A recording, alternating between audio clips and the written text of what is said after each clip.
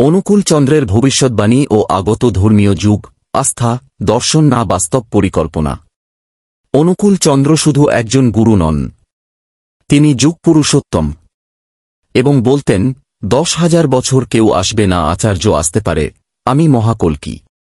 আবার তিনি ভবিষ্যৎ নিয়ে ভবিষ্যৎবাণী করেছেন, নতুন যুগ আসবে, সত্য প্রতিষ্ঠা হবে, ধর্মচ্যুতি থেকে মানুষ ফিরে আসবে মূল তত্ত্বে। এই কথাগুলি কি শুধু অন্ধ বিশ্বাসের ফ্যান্টাসি, নাকি বাস্তবভিত্তিক আধ্যাত্মিক ভবিষ্যৎ পরিকল্পনা?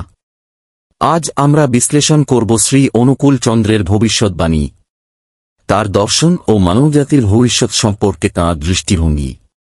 বিভাগ 1, আমি শেষ, এই কথার আধ্যাত্মিক তাৎপর্য। অনুকূল চন্দ্র একাধিকবার বলেছেন, আমি প্রথম নয়, কিন্তু আমি মহাকল্কি। আমার পরে 10,000 বছর আর কেউ আসবে না। এই বক্তব্য শোনা মাত্র অনেকেই সমালোচনা করেছেন। এটি অহংকার নয় কি? তিনি নিজেকে ঈশ্বর বলছেন না তো? কিন্তু বাস্তবে এর অর্থ ছিল, আমি পূর্ববর্তী সকল সত্য প্রচেষ্টার সমন্বয়। আমার ভিতর দিয়ে পূর্বতন ধর্মের সার প্রকাশ পেয়েছে।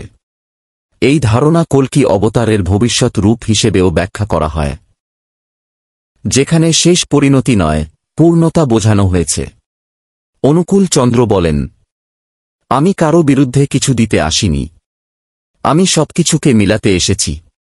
বিভাগ 2, ভবিষ্যৎবাণী, ধর্মচ্যুতি, যুদ্ধ ও পুনরুজ্জীবন।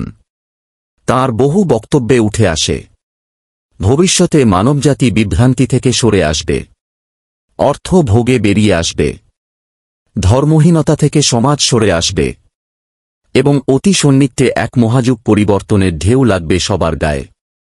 তাঁর ভবিষ্যৎবাণী, আগে শূন্যতা হবে, পরে বিশ্বাস জাগবে, আগে যুদ্ধ হবে, পরে প্রেম আসবে, আগে গুরুর বিরোধ হবে, পরে গুরুভক্তি হবে মুক্তির রসদ।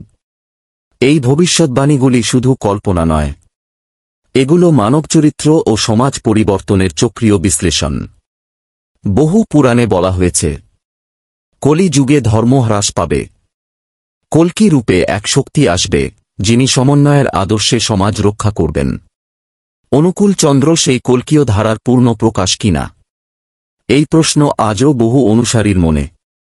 অতএব শেষ মানে নবত্বের শেষ নয়, বরং সারবত্তার শেষ সংকলন। বিভাগ 3, ভবিষ্যতের সমাজ, অনুকূল চন্দ্রের চোখে। তিনি একাধিকবার বলেছিলেন, আগামী সমাজ হবে চরিত্রবান, গুরুভক্ত, বিজ্ঞাননির্ভর, প্রেমে গঠিত। পরিবার হবে ধর্মের প্রথম পাঠশালা।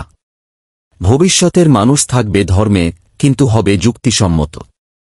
তার ভবিষ্যতের 4টি স্তম্ভ: গুরুনিষ্ঠা, পরিবারভিত্তিক নৈতিক শিক্ষা, অর্থধর্ম আধ্যাত্মিকতা সমন্বয়, আন্তর্জাতিক মানব সংঘ, ধর্মের ভিত্তিতে নয়, চরিত্রের ভিত্তিতে।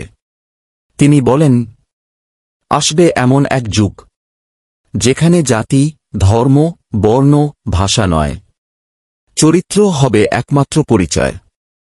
বিভাগ 4, তাঁর ভবিষ্যৎ দর্শন, শুধু ভক্তিশ্রদ্ধা নয়, যুক্তি ও বাস্তবতা। অনুকূল চন্দ্র কোনো অলিক আধ্যাত্মিক কল্পনাচিত্র আঁকেননি, বরং তিনি জীবন গঠনের পথ দেখিয়েছেন, যার ভিত্তি পরিবার, শিক্ষা, স্বাস্থ্য, গুরুভক্তি, নৈতিক বাণিজ্য ও আত্মসেবামূলক রাষ্ট্রদর্শন। ভবিষ্যতের ধর্ম হবে আচরণ ভিত্তিক, আদর্শ হবে জীবনের গভীরে গাঁথা সাধনা। তাঁর প্রত্যাশা, যে আসবে সে প্রেমে ভাসবে, যে থাকবে সে সত্যে টিকে থাকবে। সমাপ্তি। যুগপুরুষ শ্রী অনুকূল চন্দ্র কেবল অতীতের দার্শনিক ছিলেন না, তিনি ছিলেন ভবিষ্যতের দার্শনিক স্থপতি। তাঁর ভবিষ্যৎ দর্শন ধর্মান্ধতা নয়, প্রেম ও চরিত্রের ঐক্য দর্শন। আমরা যদি তাঁর দেখানো গুরুভক্তি, নৈতিকতা ও প্রেমের পথ অনুসরণ করি, তবে ভবিষ্যৎ আমাদের কাছে শুধুই কোনো ভবিষ্যৎবাণী থাকবে না, বরং বাস্তবায়নের রূপরেখা হয়ে উঠবে। ভিডিওটি ভালো লাগলে শেয়ার দিন, মতামত দিন কমেন্টে, এবং সাবস্ক্রাইব করতে ভুলবেন না। জয় গুরু।